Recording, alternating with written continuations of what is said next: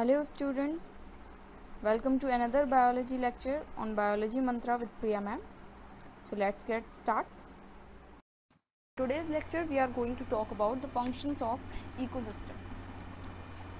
In the last lecture we have talked about the components or the structural components of ecosystem और वो थे कौन कौन से बायोटिक एंड अबायोटिक. तो इन दोनों के दोनों स्ट्रक्चरल कंपोनेंट्स की बात हम लोगों ने लास्ट लेक्चर में करी थी, जिसमें हम लोगों ने बताया था कि जो ये बायोटिक कंपोनेंट्स हैं वो स्पेशली होते हैं प्रोड्यूसर्स, कंज्यूमर्स एंड डिकम्पोजर्स. सो अब ये जो कंपोनेंट्स हैं जो किसी भी एक इकोसिस्टम के स्ट्रक्चर को फॉर्म कर रहे हैं, ये किसी न किसी फंक्शन को भी करते होंगे. तो किसी भी इकोसिस्टम में कौन कौन से फंक्शंस होते हैं, कौन कौन से फंक्शंस उस इकोसिस्टम के कौन कौन से फंक्शनल एस्पेक्ट्स होते हैं, we will discuss today. So first there are 4 functional aspects आपको दिख रहे होंगे बोर्ड पर. First is productivity, second one is decomposition, energy flow and the nutrient cycling. So the first one is productivity. Productivity का मतलब होता है किसी भी इकोसिस्टम में जो उसके स्ट्रक्चरल कंपोनेंट्स हैं, स्पेशली बायोटिक कंपोनेंट्स, उनके बायोमास में कितना इंक्रीमेंट हो रहा है. इकोसिस्टम क्या होता है, किसी एक पर्टिकुलर टाइम पर जब हम किसी एक पर्टिकुलर एरिया की बात करते हैं तो उस एरिया में जितनी भी चीज़ें होती हैं, जितने भी प्लांट्स, एनिमल्स और फिजिकल एनवायरनमेंट होता है, it is called the ecosystem.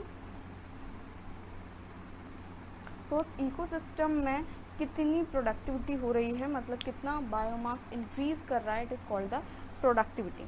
So productivity को हम सिंपली बोल सकते हैं, productivity means the increment in the biomass per unit area, और इसको पर कैपिटा भी बोल सकते हैं हम, इन अ गिवन टाइम. जनरली जब भी हम लोग मेज़र करते हैं किसी भी इकोसिस्टम की प्रोडक्टिविटी को, तो जो एक पर्टिकुलर टाइम है वो लेके चलते हैं year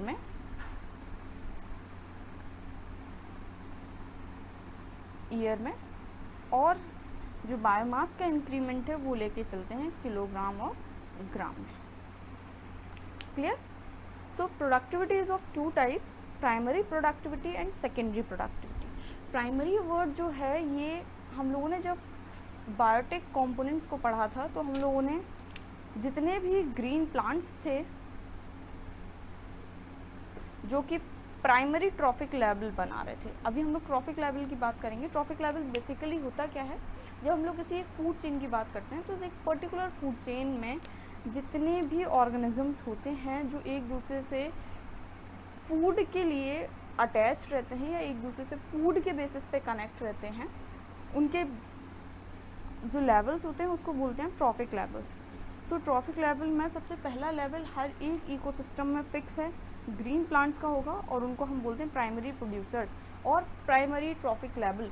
so primary trophic level पर जितना भी बायोमास में इंक्रीमेंट हो रहा है, it is called the primary productivity. Primary productivity means the increment in the biomass in a given time और इन ईयर, पर ईयर लेके चलते हैं क्योंकि हम लोग. So basically definition will be the increment in the biomass of primary producers in a given time per capita या फिर हम लोग बोल सकते हैं in a particular area or ecosystem is called the primary productivity. So primary productivity is of 3 types, GPP, NPP and NCP. GPP का full form होता है gross primary productivity. It is gross primary productivity. So what is the gross primary productivity? Gross primary productivity का मतलब है total primary productivity. जो primary productivity की हम लोगों ने बात की है, जो प्राइमरी प्रोड्यूसर्स हैं वो एक्चुअली में करते क्या हैं, प्रोडक्टिविटी के लिए या अपने बायोमास को इंक्रीज़ करने के लिए वो एक सिंपल सी रिएक्शन करते हैं। मतलब रिएक्शन काफ़ी कॉम्प्लेक्स होती है, बट बहुत सिंपली हम लोग एक इक्वेशन के फॉर्म में इसको लिख देते हैं, विच इज़ द फोटोसिंथेसिस। यही वो बेसिक रिएक्शन है जिससे पूरे के पूरे इकोसिस्टम में जितने भी कंपोनेंट्स हैं सबको फूड प्रोवाइडेड होता है। सो फोटोसिंथेसिस के थ्रू जितनी भी टोटल सोलर एनर्जी को कन्वर्ट किया जाता है, या रेडिएंट एनर्जी को, इसको हम रेडिएंट एनर्जी भी बोल सकते हैं। सो जितनी भी टोटल रेडिएंट एनर्जी को कन्वर्ट किया जाता है फूड और केमिकल एनर्जी में किसी गिवन टाइम में, उसको हम लोग बोलते हैं gross primary productivity. So the total primary productivity in which the primary producers convert solar energy or radiant energy to the food or chemical energy is called the gross primary productivity. Next is NPP. NPP means net primary productivity. It is net primary productivity. What is net primary productivity?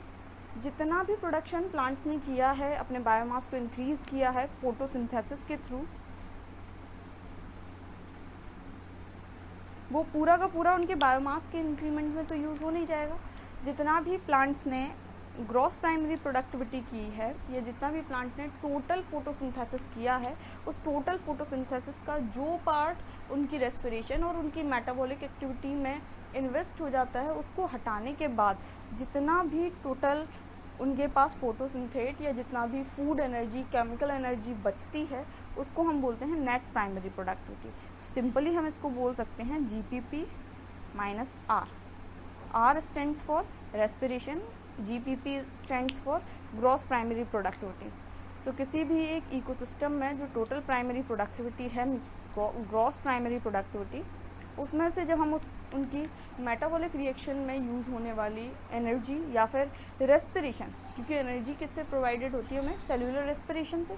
So respiration को जब हम minus कर देते हैं तो हमें जो total energy मिलती है, it is called the NPP, net primary productivity. यही जो नेट प्राइमरी प्रोडक्टिविटी है, यही किसी भी प्लांट का या किसी भी प्रोड्यूसर्स का बायोमास इंक्रीज करती है, और वही बायोमास सेकेंडरी ट्रॉफिक लेवल, और सेकेंडरी ट्रॉफिक लेवल पे कौन आते हैं, हर्बीवोर्स, इनको फूड के फॉर्म में प्रोवाइड होता है। सो अगर हम किसी भी इकोसिस्टम में देखें, या आपसे कभी पूछा जाए कि किसी भी इकोसिस्टम में जो सेकेंडरी ट्रॉफिक लेवल है, sorry it is trophic, secondary trophic level है या हर्बीवोर्स हैं, उन्हें कौन सी प्रोडक्टिविटी में से फूड मिलता है, सो it is the net primary productivity. Next is NCP। NCP stands for net community productivity.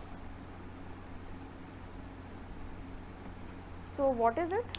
Net community productivity का मतलब होता है हर्बीवोर्स के खा लेने के बाद भी जो बायोमास, क्योंकि कोई भी हर्बीवोर्स पूरे के पूरे प्लांट के हर एक पार्ट को नहीं खा सकता है। अगर आप ग्रासेस की भी बात करते हो तो ग्रासेस में भी जो एरियल पार्ट है वही केवल हर्बीवोर्स खाते हैं, बाकी रूट वगैरह अभी भी वहाँ पर प्रेजेंट रहती हैं, जो बाद में फिर से जर्मिनेट कर जाती हैं और वहाँ से पूरा प्लांट दोबारा से बन जाता है। अगर हम किसी एक बड़े प्लांट की बात करें तो उसमें जो ट्रंक पार्ट बचता है, मतलब शूट पार्ट, उसकी जो ब्रांचेस बचती हैं, उनको कंज्यूमर्स नहीं खाते हैं या हर्बीवोर्स नहीं खाते हैं। तो जो टोटल बायोमास बचता है इनटेक के बाद भी, उसको हम बोलते हैं net community productivity. So net community productivity को हम शो कर सकते हैं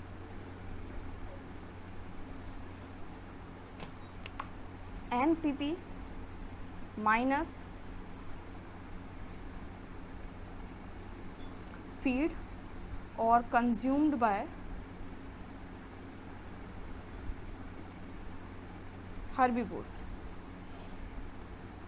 इसके बाद भी जो बायोमास बचेगा it is NCP। So NCP ज़्यादा से ज़्यादा किस में होगा, उसका अमाउंट ज़्यादा रहेगा हमेशा जो भी प्लांट्स के पास सेकेंडरी मेटाबोलाइट्स ज़्यादा होंगे, उनके पास एडिबल पार्ट कम होगा, और जिनके पास एडिबल पार्ट कम होगा मतलब हर्बीवोर्स जिन प्लांट्स को खाने में कम प्रेफर करेंगे उनको ऑब्वियसली लास्ट में बायोमास ज़्यादा बचेगा। सो हमेशा याद रखना एनसीपी सेकेंडरी मेटाबोलाइट्स वाले प्लांट्स की ज़्यादा होती है। जैसे अगर कोई प्लांट वोलेटाइल है मतलब उसके पास जाने से कुछ स्मेल आती है, तो जो हर्बीवोर्स हैं उसको कम प्रेफर करते हैं खाने के लिए। सो हमेशा एनसीपी सबसे ज़्यादा कहाँ की होती है, जिन भी प्लांट्स के पास सेकेंडरी मेटाबोलाइट्स होते हैं। हमारे पास जो हमारी प्रोडक्टिविटी है, हमेशा प्राइमरी प्रोडक्टिविटी जो है वो ज़्यादा होती है। पहले माना जाता था कि जो ओशंस हैं वहीं प्राइमरी प्रोडक्टिविटी सबसे ज़्यादा है, बट बाद में पता चला कि जो मॉइस्चर है या फिर जो भी नमी है आसपास और फोटोसिंथेसिस की जो रेट है उसके बेसिस पर सबसे कम प्रोडक्टिविटी होती है डेजर्ट की, उससे थोड़ी सी ज़्यादा होती है ओशन की। आप चाहो तो ये जो कैटेगरीज़ हैं वो नोट कर सकते हो। उसके बाद लेक्स की, लेक्स से फिर ये जो हम लोग चार्ट बना रहे हैं ये प्रोडक्टिविटी को इंक्रीज होते हुए दिखा रहे हैं। तो सबसे कम होती है डेजर्ट की, फिर ओशन की, फिर लेक्स की, फिर उससे ज़्यादा होती है पॉन्ड्स की, पॉन्ड्स के बाद ग्रासलैंड्स, एस्चुरीज, और एस्चुरीज के बाद भी सबसे ज़्यादा जो होती है वो है कोरल रीफ्स की। इसको थोड़ा सा बड़ा कर लेते हैं। कोरल रीफ्स को पढ़ रखा होगा आपने, फर्स्ट ईयर में ही है आपके बीएससी पार्ट 1 में, उसमें आपने कोरल रीफ्स को पढ़ा होगा। कोरल रीफ कोई प्लांट नहीं है एक्चुअली में, कोरल रीफ्स जो होती हैं वहाँ पे कोरल जो है, स्पेशली कोरल की अगर हम बात करते हैं तो कोरल एक एनिमल है, और एनिमल भी कौन से फाइलम का है, फाइलम सीलेंट्रेटा। सो फाइलम सीलेंट्रेटा में जाके आप इसकी डिटेलिंग देख सकते हो। सो ये है increment range of primary productivity. Now talking about the secondary productivity. जैसे प्राइमरी प्रोडक्टिविटी नाम प्राइमरी कंज्यूमर्स के बेसिस पे था, प्राइमरी प्रोड्यूसर्स के बेसिस पे था या प्राइमरी ट्रॉफिक लेवल के बेसिस पे था, वैसे ही सेकेंडरी प्रोडक्टिविटी नाम सेकेंडरी ट्रॉफिक लेवल के बेसिस पर है। सेकेंडरी ट्रॉफिक लेवल का मतलब है हर्बीवोर्स। हर्बीवोर्स जिन्होंने प्लांट्स को खाया, प्लांट्स को खाने के बाद अपनी बॉडी में वो कितना एक्यूमुलेट कर रहे हैं, क्योंकि हर एक पार्ट डाइजेस्टेबल नहीं होता है, तो कितना पार्ट वो अपने अंदर एक्यूमुलेट कर रहे हैं और कितने पार्ट से अपना बायोमास इंक्रीज कर रहे हैं after each and every metabolic activity, it is called the secondary productivity. EP Odum ने बोला था कि जो हर्बीवोर्स होते हैं वो कभी भी प्रोड्यूसर्स नहीं होते हैं, वो ट्रांसड्यूसर्स होते हैं, और उन्हें की फैक्ट्री एनिमल भी बोला था। की फैक्ट्री एनिमल इसलिए बिकॉज जो प्लांट्स स्टोर करते हैं केमिकल एनर्जी, रेडिएंट एनर्जी को कन्वर्ट करने के बाद उसको ये कन्वर्ट करते हैं इकोसिस्टम में हर किसी के लिए एज अ फूड अवेलेबल कराने के लिए। So they are called the key factory animals. So it is about the productivity. Next topic is the decomposition. Decomposition का मतलब होता है विघटन। विघटन और डिकम्पोजिशन का मतलब, कंपोजिशन का मतलब होता है जिस भी पार्ट से मिलाकर कोई चीज़ बनी है, और डिकम्पोजिशन का मतलब जिन पार्ट से मिलाकर कोई चीज़ बनी है उन्हीं में वापस से टूट जाना। So it is the physical as well as chemical change. Physical and chemical change in which anything or any organism or any plant get decomposed in its original material or its composition. Decomposition करते कौन हैं? इनको हम लोग simply बोलते हैं decomposers. Decomposition की जो प्रोसेस है वो 4 स्टेप्स में कंप्लीट होती है। Fragmentation of detritus, leaching, catabolism and humification and mineralization. It is mineralization. First thing is fragmentation of detritus. Detritus का फ्रेगमेंटेशन होता कैसे है?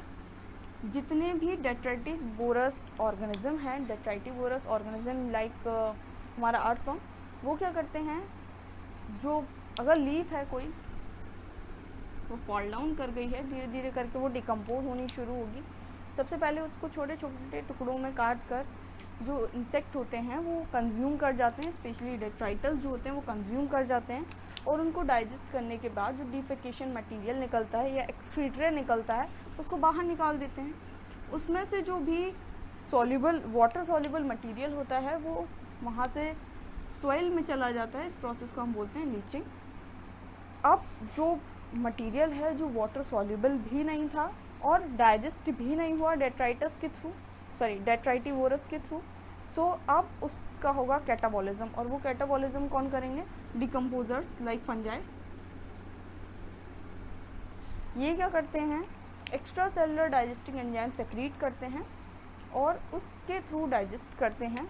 बॉडी के बाहर ही वो जितना भी मटेरियल लीचिंग के बाद भी पड़ा हुआ था उसको वहाँ पे कैटाबॉलिज्म के बाद एक अमॉर्फस सब्सटेंस बनता है which is called the humus.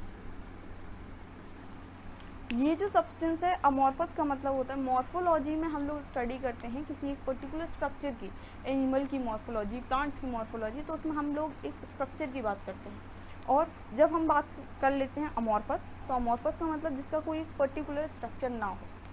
और अगर केमिस्ट्री की लैंग्वेज में इसको बोलें तो इसका मतलब है नॉन क्रिस्टलाइन सॉलिड। सो यहाँ पर एक नॉन क्रिस्टलाइन सॉलिड बनता है जो ब्लैकिश कलर का होता है या डार्क कलर का होता है। आपने कहीं पे कोई चीज़ लगातार सड़ रही हो या फिर आप सिंपली ड्रेन्स को देख सकते हो। ड्रेन्स मतलब जो नालियाँ होती हैं उनके साइड में जो एक ब्लैक कलर का कचरा जमा हो जाता है, that is the humus, that is the amorphous substance. So उसकी जो डिकम्पोजिशन रेट होती है वो बहुत स्लो होती है।